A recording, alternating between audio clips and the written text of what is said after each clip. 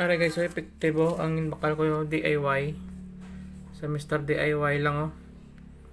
Pero ito ano ni made in China.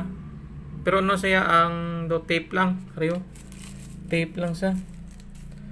Pero ano pwede sa mga ano sa mga tubo na may ano sungaw na ano na tubig yun araw. Effective siya tanablaw. Araw. Wala na galik ang tubig ara na ano naging butang ko ni epoxy pero leak ng gyapon subong niya way na ang ara oh.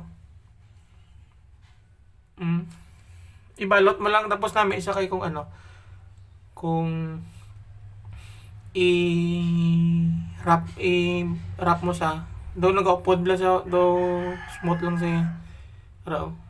Na di ba? Uway na. Uway na tulo. Nara ang problema tulo araw ng gail.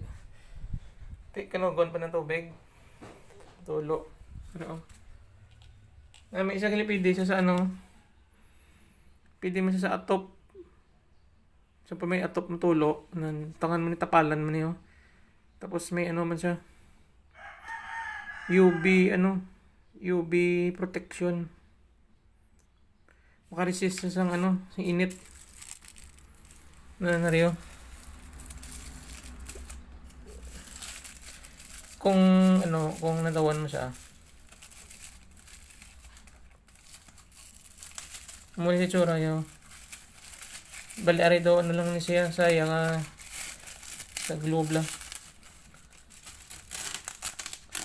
Araw. Mo ni tsura yo araw. Nan. Tapos dalom niya. Amo ni ang sticky. Amo ni ang gaglo reo. Ara dalom niya na amo niyo. Tapos amo ni babaw. So may ara siya nga pwede sa kanong resistance sa mga init. Ito gani kina. Modified all metal style stone, brick, concrete and wood. Ari siya araw.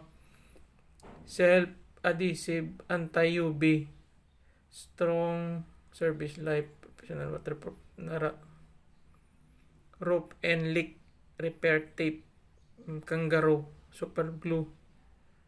Mr. DIY ni sa makal. Nami. So, let's guys.